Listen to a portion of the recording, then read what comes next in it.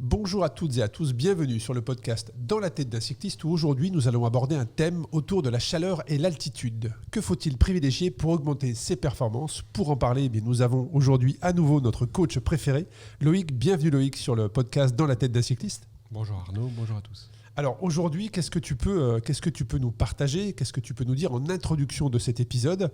C'est vrai que certains préfèrent la chaleur, d'autres préfèrent la fraîcheur qu'apporte justement l'altitude. Certains partent en stage sur des îles ensoleillées, d'autres préfèrent aligner les sommets sur Strava. Selon toi, en introduction de cet épisode, quelle est la bonne stratégie pour améliorer sa performance?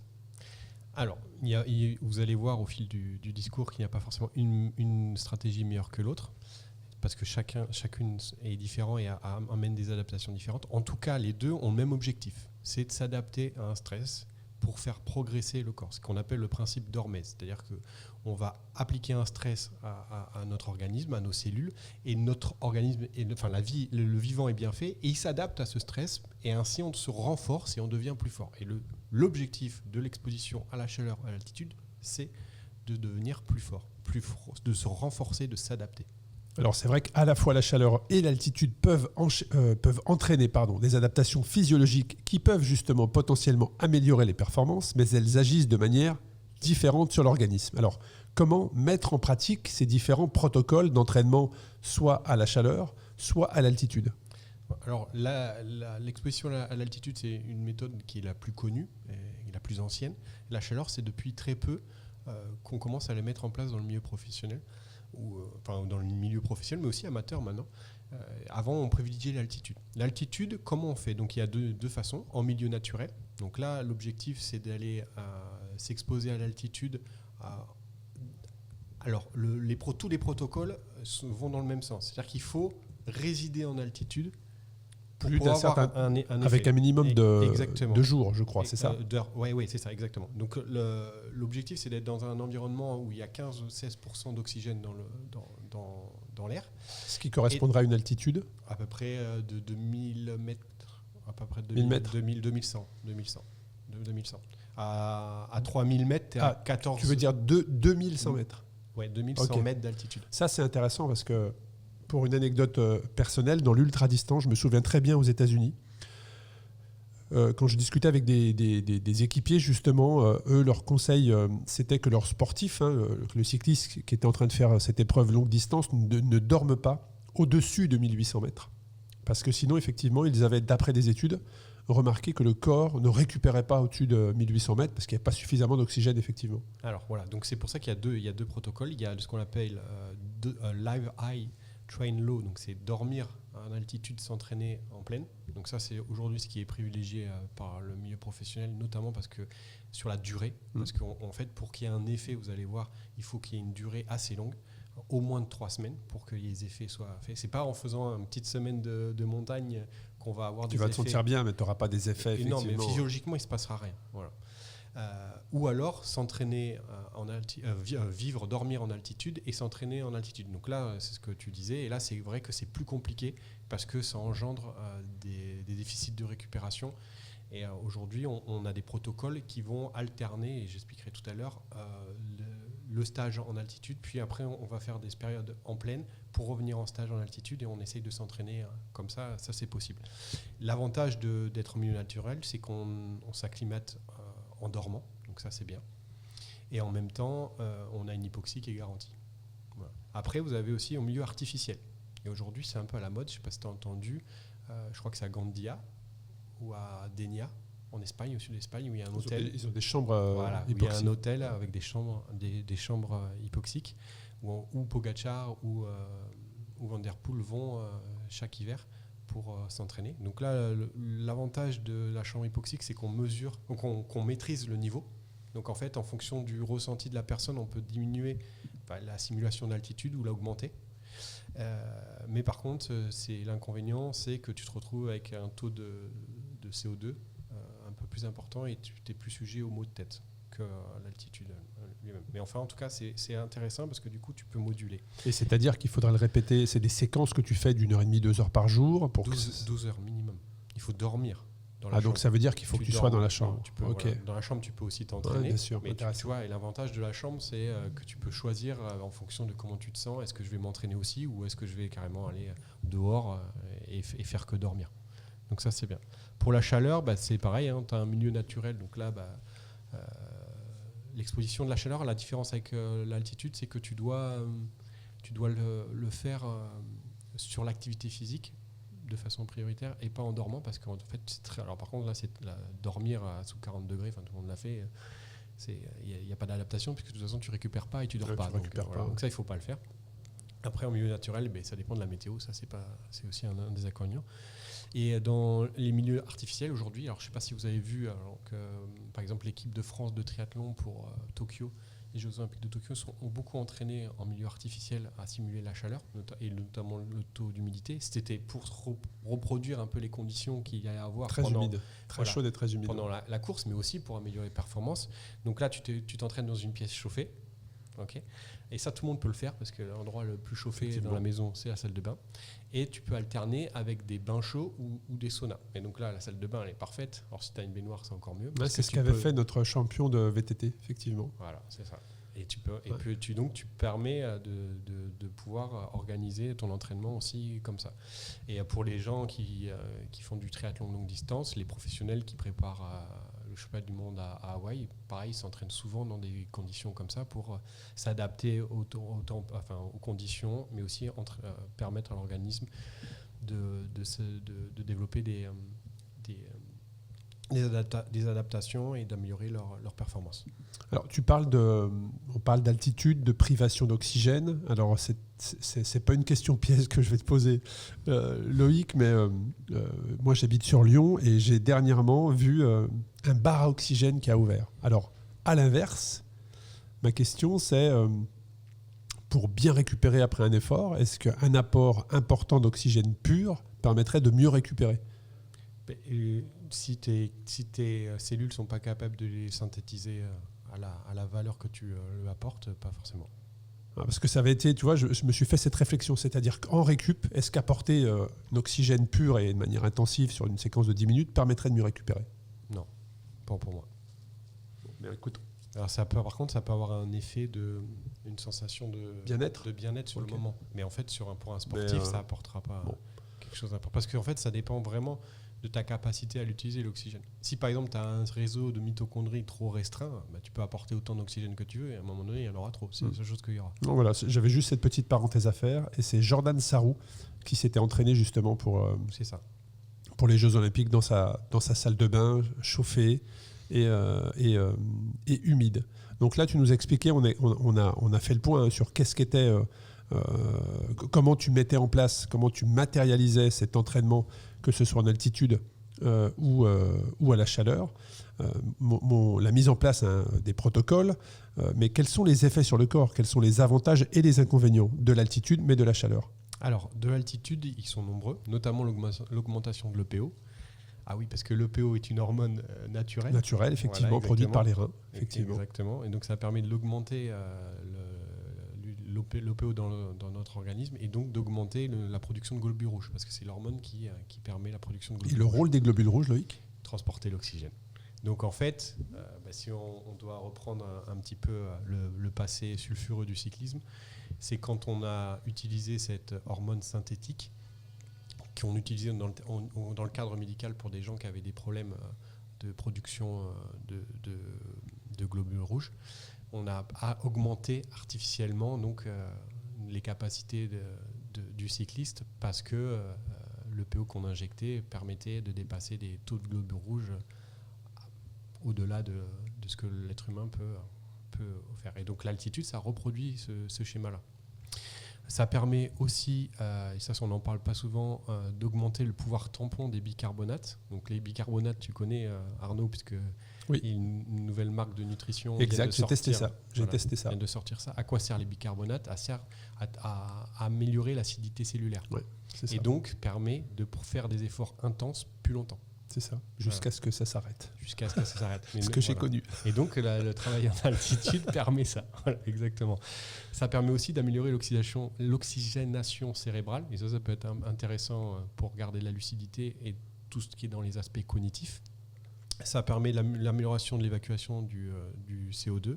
Ça permet aussi des choses un peu plus néfastes, notamment ça augmente les notions de radicaux libres, donc le stress oxydatif. Exact. Et ça, c'est la limite de l'exposition à l'altitude. C'est vraiment la limite, parce que chacun va répondre différemment en fonction de son terrain déjà initial. Et en même temps, ça permet... ça diminue la capacité de récupération. Donc, ça reprend ce que tu disais. Ouais, ça va être dans les inconvénients, effectivement, de l'altitude. Mais est-ce qu'il y a d'autres avantages à l'altitude que ce que tu viens de citer avant qu'on passe sur les avantages de la chaleur qui m'intéressent, parce que surtout si c'est une nouvelle technique, on va dire. Sur l'altitude, on a fait le tour des avantages. L'avantage numéro 1, c'est que ça augmente ta VO2 max. Voilà. Complètement. C'est le but des deux méthodes, c'est d'augmenter ta VO2, la valeur VO2 max. Comment la chaleur, ta capacité comment la chaleur peut augmenter la VO2 max? Là, c'est pas. Alors là, le processus est un peu différent. Donc pour l'altitude, ça va être au niveau donc des globules rouges. Là, pour la chaleur, c'est vraiment au niveau. Ça permet ce qu'on appelle d'augmenter le volume du plasma sanguin. Donc ce qui va entraîner une diminution de la fréquence cardiaque à l'effort. D'accord, donc une amélioration du rendement. C'est-à-dire que tu ne pourras plus aller chercher tes hautes intensités? Non, c'est-à-dire que pour le même niveau d'effort, tu as besoin ton cœur bat moins fort. Ok. D'accord, donc ça améliore. Donc c'est-à-dire que tu peux aller plus loin justement. Donc ça améliore la notion de VO2 max et ça améliore aussi la phénomène d'hydratation du corps. Donc mais quand on parle de chaleur, Loïc, c'est quoi? Il faut aller chercher des températures à 30 degrés, 35 degrés, 35, 25 35, c'est ça, 35, exactement. Ça permet d'améliorer la dilatation de la peau et diminuer le stress cellulaire, à l'inverse de l'altitude. Et ça permet d'améliorer la sudation. C'est-à-dire qu'on va améliorer le rendement de ce phénomène-là et donc de consommer moins d'énergie pour réguler sa température. Et ça, c'est très important parce que l'énergie que tu ne vas pas utiliser pour ça, tu vas l'utiliser pour autre chose. Et dans ce que tu dis, moi je me dis, mais en fait l'idéal, moi je suis aujourd'hui coureur professionnel, je veux optimiser ma performance, je combine les deux parce que dans les avantages que tu donnes, si tu combines les deux, tu es un super champion en fait. Alors, je vais y venir. Mais déjà, dans la mise en place de tout ça, on a des données scientifiques. Aujourd'hui, par exemple, un protocole de 3 à 4 semaines où tu vis en altitude et tu t'entraînes en plaine.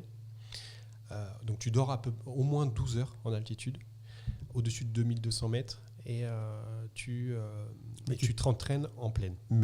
Et ce qui permet sous la chaleur? Non, là je te parle pas forcément. C'est pour te donner la comparaison déjà. Et après je vais t'expliquer. Donc là tu vas avoir des gains possibles de 4% de VO2 max. Et il faut savoir que là, dans les études, on sait que c'est 70% des gens qui font ce protocole-là ont des gains, et 30% non. Ce que j'expliquais, du fait des phénomènes négatifs, chez certaines personnes, ça ne répond pas et ça répond négativement. Et donc les gens perdent de la performance. Ça, c'est important. Tu as aussi un autre protocole qui marche encore mieux et qui est très utilisé par les professionnels, et notamment ceux qui vont à Tenerife. C'est donc 3 semaines en altitude. Donc ils restent en altitude pratiquement tout le temps. Ils s'entraînent et vivent en altitude. Ils vont 2 semaines en plaine et ils répètent ça 3 fois. Et là, le gain, il peut monter jusqu'à 5%. Donc ça, c'est important. Au niveau de la chaleur, donc là, les protocoles, il y en a, enfin, celui qui est le plus performant, c'est pareil, c'est sur une durée longue, 3 à 4 semaines, où là, tu vas t'exposer au moins 4 jours dans la semaine, 2 fois par jour, à de la chaleur, sous 2 formes, à l'entraînement, basse intensité, 35 degrés, et bain chaud, sauna, le soir, entre 30 et 40 minutes. Là, tu peux avoir des gains assez importants sur une durée longue, jusqu'à 7%. Mais la différence avec l'altitude, c'est que le taux de réponse est moindre que pour l'exposition à l'altitude. C'est-à-dire qu'en fait, chez certaines personnes, il ne se passe rien. Ce n'est pas négatif, il ne se passe rien. Voilà. Qu'est-ce que nous a appris les dernières études? Parce que tout ça, c'est récent, et surtout la combinaison des deux. Donc, on s'est aperçu d'une chose, c'est que de combiner les deux ne changeait rien. C'est-à-dire ne change rien? C'est-à-dire qu'en fait... Tu n'aurais pas plus de gains? Tu n'as pas plus de gains. Voilà. Et en plus, on s'est aperçu que l'exposition à la chaleur permettait, par contre, de mieux supporter l'altitude.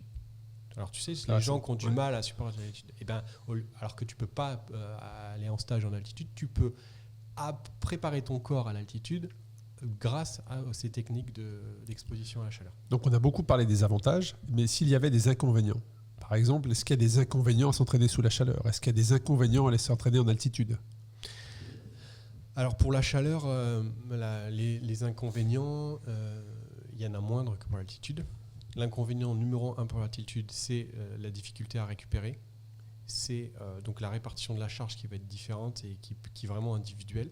C'est le risque que ça ne fonctionne pas et au contraire, que ça t'empêche de performer et ça t'entraîne une régression. Le désavantage, c'est aussi le temps d'action. C'est-à-dire qu'en fait, en altitude, aujourd'hui, tu as 2 fenêtres. Soit tout de suite après le stage, où là, tu vas fonctionner pendant 2, 3, 4 jours et tu vas être en forme. Mais après, entre 5 et 10 jours, tu as une espèce de période où le corps il va mettre en place des choses où là, tu ne marches plus du tout. Et donc, en fait, tu ne peux pas être performant sur cette période-là. Et après, par contre, tu vas avoir une fenêtre de 10 à 3 semaines. Mais au-delà de 3 semaines, il n'y a plus d'effet. Ça, c'est important aussi. Dans les 2 protocoles, au bout de 3 semaines, il n'y a plus d'effet. Ça veut dire que quelqu'un qui prépare un grand tour, par exemple, quel protocole il devrait mettre en place? Qui dure 3 semaines? Eh ben, ils vont préparer ça sur 3 semaines. Ouais, mais à mon avis, ils font même des cycles. Ils font 2 ou 3 fois 3 semaines sur différents blocs, avec 2 semaines entre. Et ce qu'ils vont faire, ils vont vraiment sortir de l'altitude quelques jours avant le départ du tour, ou même... non, mais que je dis des bêtises. Ils vont sûrement, sur l'altitude, ils vont sûrement faire ça donc 10 jours avant le départ du tour. Voilà, pour ne pas être dans la fenêtre et être tranquille. Et les effets, par contre, seront au début.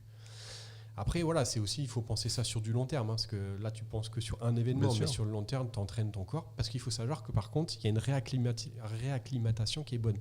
C'est-à-dire que, par exemple, si tu fais ton stage et qu'au bout de 10 jours, tu retournes une journée en altitude, tu relances les processus. Tu vois, donc, ils jouent aussi avec ça. Et sur le Tour de France, il y a des moments donnés, tu es en altitude. Bien sûr. Sur les arrivées au sommet, tu peux dormir. Pour la chaleur, c'est le même principe. Simplement, tu n'as pas cette fenêtre pendant laquelle tu ne vas pas marcher. Donc là, ça va être tout du long. Les adaptations vont se faire tout du long pendant les 3 semaines. Voilà, ça c'est important. Pour la chaleur, il faut donc prévoir la compétition entre 2 et 21 jours. L'inconvénient, donc l'altitude, c'est la récupération et le stress oxydatif. La chaleur. Non, l'altitude. Et pour l'altitude, les inconvénients, c'est que ça ne marche pas tout le temps. Voilà. Ok, intéressant. Mais ça me fait penser à... Tu parlais de protocole d'entraînement, avantages, inconvénients. Demain, si une personne nous écoute, décide de lancer un protocole, que ce soit en altitude ou à la chaleur, est-ce qu'elle doit adapter son alimentation? Est-ce qu'elle doit adapter ses intensités? On a beaucoup parlé de zones, mais est-ce que les zones d'entraînement et l'alimentation, en tout cas ta dépense calorique, va être la même sous 35 degrés et va être la même à 2100 mètres d'altitude? Comment gérer ça? Alors tout à fait. C'est très important et c'est aussi ce qui a été la révolution ces dernières années. Je pense que l'équipe qui a le plus travaillé au départ, c'est Ineos et qui a essuyé les plâtres des stages en altitude, parce qu'avec des coureurs qui marchaient sur une période court terme et puis après qui disparaissaient. Aujourd'hui, on voit que la Jumbo a trouvé un bon équilibre. Pourquoi ? Parce que je pense qu'ils ont amené des choses, des améliorations sur le choix des intensités et de la nutrition. C'est vrai qu'on a entendu parler de ça ce printemps avec les grandes courses, les monuments qui sont arrivés, mais les coureurs de la Jumbo se réparent-ils tout le temps en stage en fait, quand ils ne sont pas en course? Mais ouais, parce qu'ils travaillent sur ces cycles et ils permettent d'augmenter les performances. Il n'y a pas de hasard en fait. Bon, je sais qu'il y aura toujours des haters qui diront oui, mais il n'y a pas que ça, tu sais, c'est le monde du vélo. Mais aujourd'hui, il ne faut pas se mentir. La science, elle est rentrée dans le monde de l'entraînement. Et là-dessus, Ineos, effectivement, avec la Sky auparavant, a vraiment apporté ça. Voilà, et Jumbo, aujourd'hui, ils sont à la pointe de ça. Et ils individualisent tout. Donc en fait, quand tu vas être en altitude, il va falloir apporter des éléments très riches en antioxydants. D'accord, pour limiter ce stress oxydatif. Mais des éléments naturels. Il ne faut pas apporter des compléments en antioxydants parce que tu vas empêcher ton corps de s'adapter. D'accord ? Donc il faut amener des éléments naturels. Il y en a plein. Il y a toute une liste, que ce soit dans les fruits ou même en passant par l'ail, tu vois, des éléments très riches en antioxydants. Tu vas apporter des glucides parce qu'en altitude, c'est là où tu vas brûler le plus de glucides. Et tu vas apporter aussi de ce qu'on appelle des acides gras essentiels comme les oméga 3 pour toujours limiter le stress oxydatif au niveau des cellules musculaires. Au niveau de la chaleur, il y a un point qui est important, c'est que quand tu t'entraînes en chaleur, tu n'utilises très peu la lipolyse. En tout cas, elle est réduite. D'accord ? Donc en fait, il faut vraiment apporter à ce moment-là des glucides. Et les glucides, quand je dis glucides, c'est pas forcément des féculents. Parce que souvent, on parle de glucides et les gens font toujours le lien avec féculents. Non, les glucides, il y en a dans les légumes et dans les fruits. Donc déjà d'apporter dans les légumes et les fruits et après dans les féculents. Mais dans l'ordre de priorité, c'est légumes, fruits et après féculents. Donc on apporte beaucoup de glucides dans ces moments-là. Et en plus, il va falloir faire attention à l'hydratation. Donc une eau riche en bicarbonate, d'accord, c'est essentiel parce que ça améliore l'utilisation de l'eau dans l'organisme. Et puis également, plus la température est élevée, moins l'hydratation doit être sucrée, je crois, ou glucidique en tout cas. Parce qu'il y a un lien avec ça. Ça, c'est pour l'assimilation au niveau intestinal. C'est-à-dire qu'en fait, plus la chaleur elle augmente, plus au niveau de l'intestin, il y a une porosité importante et il est parfois difficile. En tout cas, ton intestin, il fonctionne moins bien parce que ton organisme va concentrer l'énergie vers d'autres choses et notamment le contrôle de la température. Et donc, du coup, il assimilera un peu moins bien les grosses quantités de glucides et donc ça peut donner des troubles digestifs. Mais le point important, c'est aussi de quantifier la perte d'eau quand on s'entraîne. Donc se peser avant la séance, après la séance et le compenser à hauteur de 150% de ce qu'on a perdu au niveau hydratation. Ouais, c'est vrai que c'est une vraie technique, hein, l'entraînement sous la chaleur. Je pense qu'il faut un temps peut-être d'adaptation, peut-être différent même que l'altitude. Mais est-ce qu'il y a d'autres messages, Loïc, que tu souhaiterais faire passer autour justement de la chaleur, de l'altitude que faut-il privilégier pour augmenter ses performances ? Ça, c'est le titre de l'épisode. Quel autre conseil tu pourrais donner aux auditeurs aujourd'hui sur ça ? La gestion de l'intensité. À la chaleur, il vaut mieux privilégier toutes les séances de basse intensité et de récupération sous la chaleur et travailler les intensités élevées dans des conditions où il fait moins chaud. Donc ça, c'est très important. Les adaptations se feront mieux et en plus, la charge sera mieux équilibrée. Pour l'altitude, je sais qu'en France, on a Fromeux, mais il est quand même plus simple pour les amateurs et dans l'organisation de faire plutôt dormir en altitude et s'entraîner en plaine. Je trouve que c'est moins agressif. Donc ça, et quand on fait ça, on peut donc s'entraîner à haute intensité en plaine. Alors que si on fait tout en altitude, on va devoir s'entraîner en haute intensité en altitude et là augmenter le risque de burn-out. Tu vois. Donc ça, c'est la fatigue sur le corps, très clairement. Ouais. C'est ça. Et si je devais conseiller, donc je conseillerais tout le monde de travailler sur ces protocoles d'adaptation à la chaleur parce que c'est ce qui est plus facile à mettre en place. Mais aussi se dire que c'est pas le plus efficace, que l'entraînement à altitude est plus efficace, mais évidemment demande une logistique, 3 semaines minimum. Donc ça fait des vacances. Hein. 3 semaines minimum il y a beaucoup de gens qui nous écoutent qui vont partir cet été dans les stations. Et s'organiser à dormir en haut et s'entraîner en bas, c'est aussi une logistique compliquée. Donc voilà. En tout cas, voilà. Si vous êtes professionnel, évidemment. La question ne se pose pas. Voilà. Ne pose pas parce qu'il y aura un meilleur résultat sur l'altitude, normalement. Après, il faut toujours compenser. Enfin, même en termes de logistique, les choses peuvent être prises en compte de manière totalement différente qu'un cycliste amateur. Et pour un amateur, la chaleur, c'est vraiment le meilleur. Eh bien, écoute, je te remercie, Loïc. Si tu n'as pas d'autre chose à ajouter, c'était un plaisir de t'avoir une nouvelle fois et d'écouter tes conseils sur comment augmenter ses performances, que ce soit avec la chaleur ou avec l'altitude. Un grand merci à toi et à très bientôt pour un nouvel épisode du podcast Dans la tête d'un cycliste et la capsule Parole de coach. Merci.